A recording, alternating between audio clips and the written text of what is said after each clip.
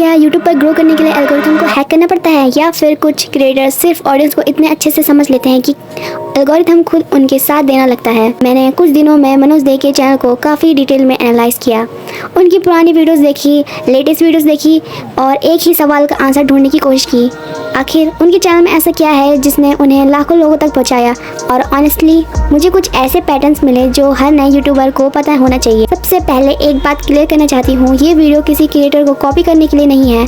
हर creator का अपना style होता है, लेकिन हर सक्सेसफुल क्रिएटर के लिए कुछ प्रिंसिपल्स होते हैं जिनसे हम सब सीख सकते हैं। और इसी माइंडसेट के साथ मैंने मनोज दे का चैनल एनालाइज किया।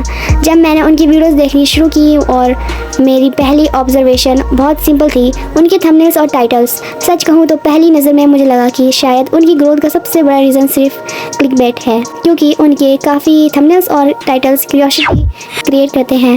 स्क्रॉल करते वक्त ऑटोमेटिकली नज़र उन पर चली जाती है। लेकिन फिर मैंने खुद एक सवाल पूछा, अगर सिर्फ क्लिकबेट से ही सक्सेस मिलती तो यूट्यूब पर हर हज़ारों क्रिएटर क्लिकबेट चैनल आज सक्सेसफुल होते।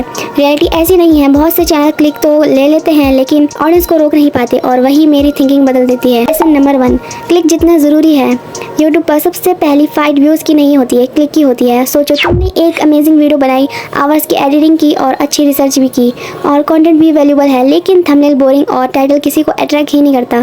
क्या होगा? शायद लोग उस वीडियो पर क्लिक ही ना करें, और जब क्लिक ही नहीं होगा तो यूट्यूब को क्या ये कैसे पता चलेगा कि वीडियो अच्छी है? इसलिए सक्सेसफुल क्रिएटर थंबनेल और टाइटल पर इतनी मेहनत करते हैं।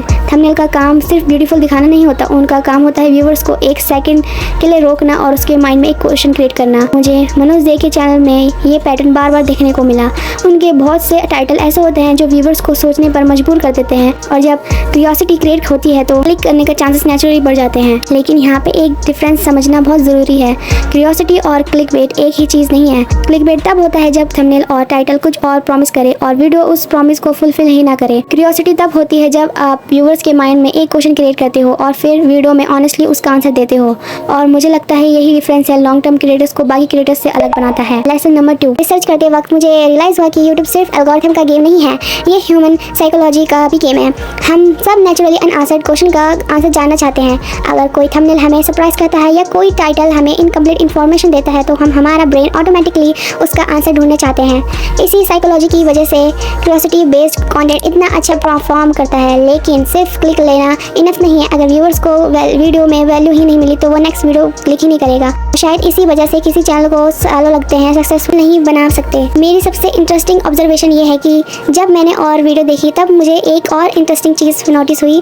मनोज दे सिर्फ क्लिक लेने की कोशिश नहीं करते, वो वीडियो के फर्स्ट कुछ सेकंड में ही व्यूअर को रीज़न दे देते हैं कि वीडियो एंड तक क्यों देखनी चाहिए। ये छोटी सी चीज़ लग सकती है लेकिन यूट्यूब के लिए बहुत इंपॉर्टेंट है। लेकिन ऑनेस्टली मुझे नहीं लगता कि उनकी सबसे बड़ी स्ट्रेंथ थंबनेल्स है। जितनी देर में मैंने उनका चैनल देखा उतनी ही देर मुझे फील हुआ कि उनकी असली स्ट्रेंथ कहीं और है। और जब मैंने उनकी पुरानी जर्नी देखी शुरू की तो तब मुझे समझ आया कि लोग सिर्फ उनकी वीडियो देखने नहीं आते, वो उन्हें देखने आते हैं।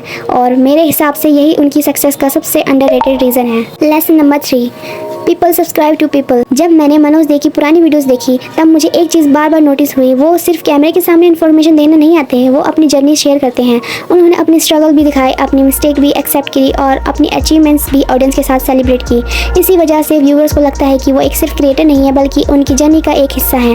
और ऑनेस्टली मुझे लगता है कि यूट्यूब का सबसे अंडररेटेड सीक्रेट है, आज इंटरनेट पर इंफॉर्मेशन की कमी नहीं है। अगर किसी यूट्यूब को टिप्स चाहिए तो उसके पास हज़ारों चैनल्स हैं, लेकिन फिर भी लोग कुछ ही क्रिएटर्स को बार बार देखते हैं। क्यों?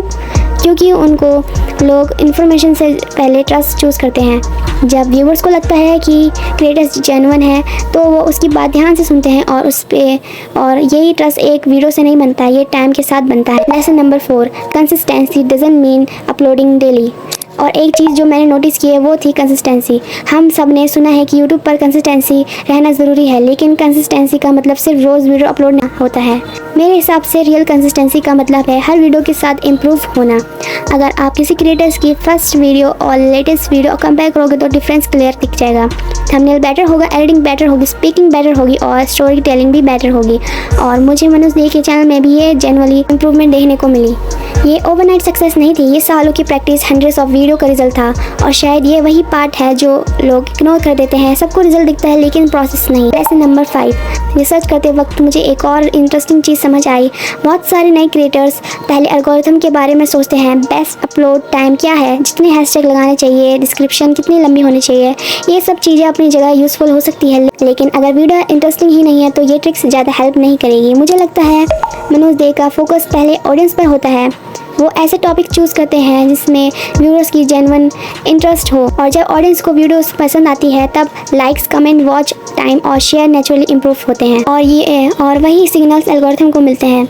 और सबसे बड़ा क्वेश्चन, क्या मनोज दे ने यूट्यूब एल्गोरिथम को बीट कर दिया? एल्गोरिथम कोई इंसान नहीं है जिसे ट्रिक किया जा सके। एल्गोरिथम का काम सिर्फ ये देखना है कि व्यूअर्स को किस कंटेंट को पसंद कर रहे हैं, और जब व्यूअर्स किसी वीडियो को क्लिक करते हैं, देखते हैं और एंगेज करते हैं, तब यूट्यूब उस वीडियो को और लोगों तक पहुंचाता है, दिखाता है। इसलिए मुझे लगता है मनोज दे ने एल्गोरिथम को हैक नहीं किया, उन्होंने ऑडियंस को समझा, और जब ऑडियंस खुश हुई एल्गोरिथम ने भी उनका कंटेंट पुश करने शुरू कर दिया। तो इस एनालिसिस से मेरी सबसे बड़ी लर्निंग ये है, पहले थंबनेल और टाइटल को टाइटली मत लो, ये व्यूअर्स का फर्स्ट इंप्रेशन होते हैं। दूसरा, सिर्फ व्यूअर्स के लिए कंटेंट मत बनाओ, ट्रस्ट बिल्ड करो। तीसरा, हर वीडियो को लास्ट वीडियो से बेटर बनाने की कोशिश करो। और चौथा, एल्गोरिथम के पीछे भागने के बजाय ऑडियंस को समझने की हैबिट बनाओ। रिसर्च कंप्लीट करने के बाद सबसे बड़ी रियलाइजेशन ये थी, यूट्यूब पर सक्सेस का कोई मैजिक फार्मूला नहीं है। हर क्रिएटर का अपना स्टाइल होता है, लेकिन एक चीज़ कॉमन होती है, वो अपनी ऑडियंस को समझते हैं और उनके लिए कंसिस्टेंसी वैल्यू क्रिएट करते हैं। और शायद इसी वजह से मनोज दे का चैनल इतना ग्रो हुआ। अगर आपको इस एनालिसिस से कुछ नया सीखने को मिला हो तो कमेंट्स में ज़रूर बताना, और आपकी सबसे बड़ी लर्निंग क्या थी। और अगर आप यूट्यूब को सिर्फ यूज़ नहीं बल्कि समझना चाहते हो तो चैनल को सब्सक्राइब कर सकते हो। मिलते हैं नेक्स्ट वीडियो में, तब तक के लिए बाय बाय।